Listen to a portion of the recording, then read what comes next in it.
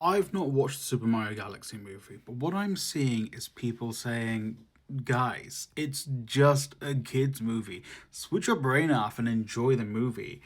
And that is so indicative of all the problems we have in our society at the moment because accepting nothing is how we've got to a point where we have nothing. We are being given nothing in all aspects of life. You can't afford a house. You can't afford to go out with your friends. You can't get a car. You can't get a job. Accept nothing and you will get nothing.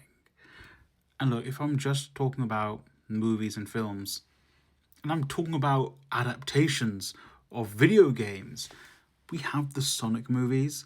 We have three Sonic movies which are spectacular.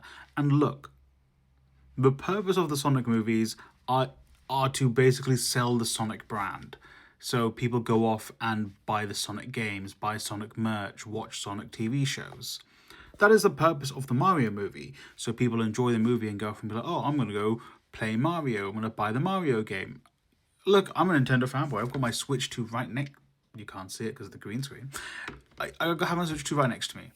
But you cannot accept nothing and be happy with it. It's not good enough. And look, again, the excuse of, oh, it's just a kids' movie.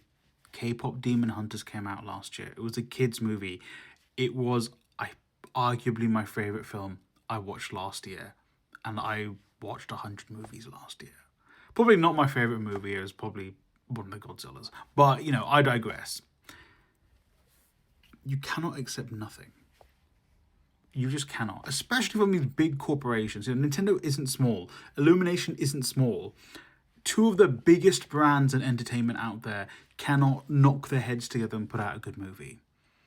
You know, you can't just accept nostalgia bait and nostalgia slop because you will get nothing. And this is the way capitalism is going. And like I said, I'm a Nintendo fanboy. I love Nintendo. I hate the fact that their idea was let's just put out a nostalgia bait movie and like put out slop because it's indicative of capitalism.